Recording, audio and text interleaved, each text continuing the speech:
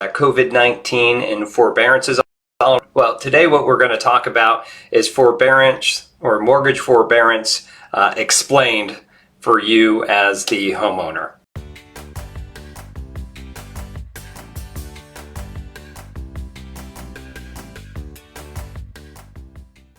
So I'm Tim Whittemore. I'm with the Whittemore Group here at eXp Realty, and so what we're going to do is we're going to kind of go through the things that you really need to know. I've been getting a lot of questions about this, so I figured I'd make a video so that you guys can go ahead and get this information.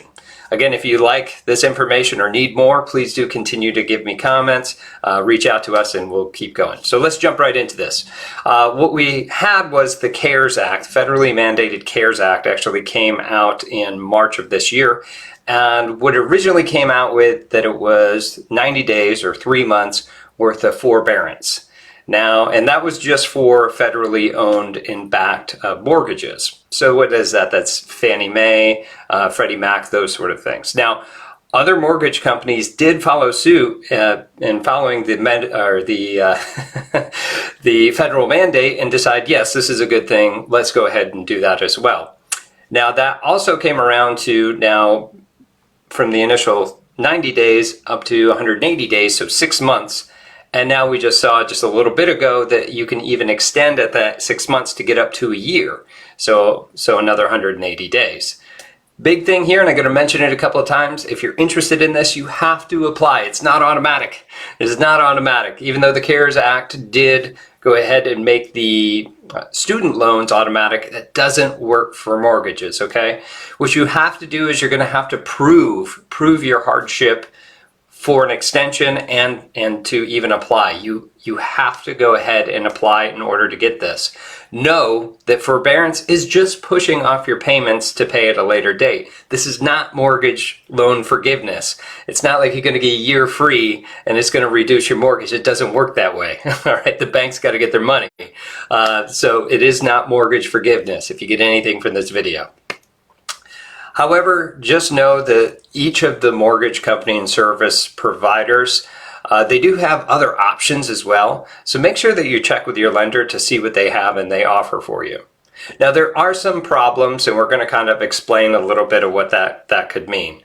So there's no official policy from the government on what happens when this policy ends. There's actually 3 different things that could happen. So let's go through those 3. You can get a balloon payment.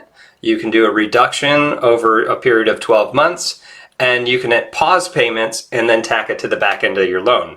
Now, for a balloon payment, what that looks like is, say you are paying $1,000 for easy math, $1,000 a month mortgage. Now, because you lost your job or whatever else is happening because of the virus, now you can't pay that. So what you can do is apply for forbearance, and you get your 6 months, and then go ahead and apply for an extension because you still haven't got a job, and now you have 12 months.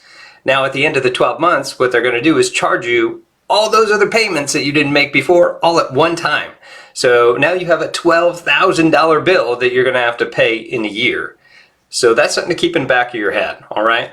The other ones that they have is the payment reduction for, we'll say, a period of 12 months. So your mortgage payment is $1,200 a month, okay?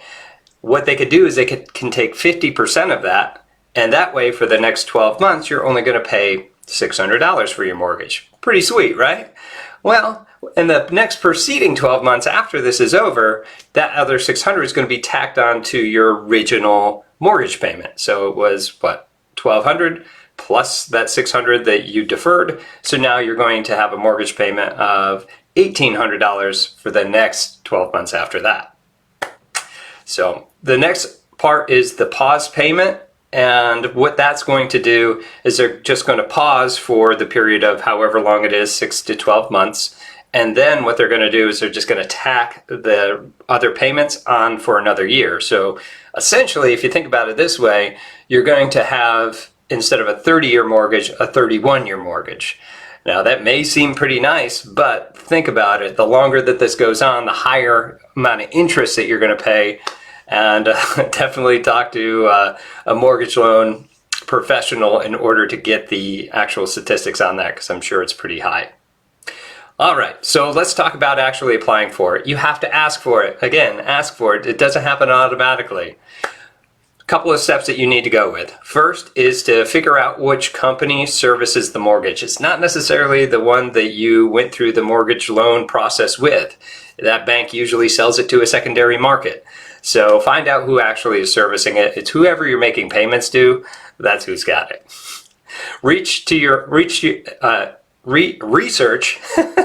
if your mortgage is federally backed. That's at Fannie Mae, Freddie Mac. I can tell you already, if you're VA loan, if you're FHA, you're automatically in this bucket. If you have a conventional or something else that's out there, double check and to see if you're in that bucket. If you don't know and you reach out and they're not, ask them if they have another program. Again, the rest of these mortgage companies are going with this to figure that out.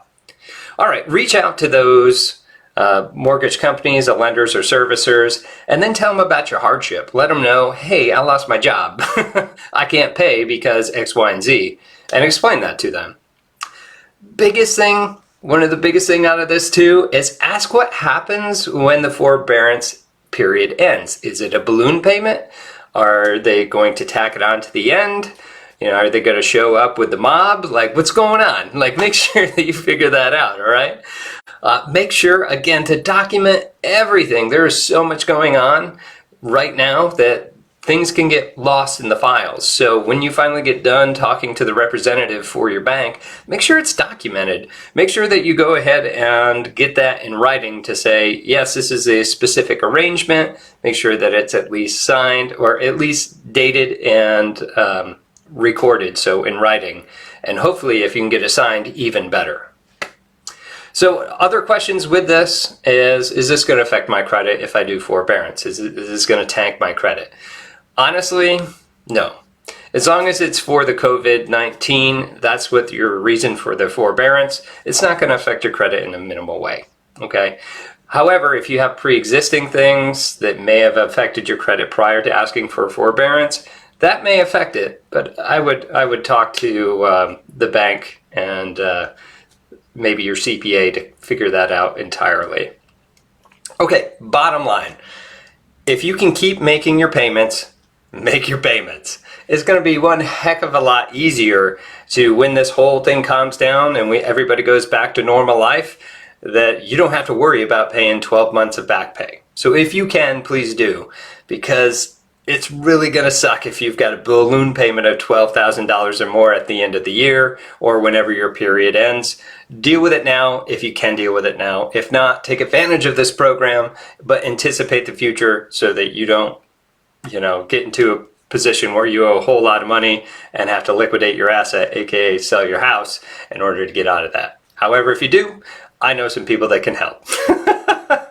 All right, so if you enjoyed this video, make sure to go ahead and share this with other people that you think would, can use this information.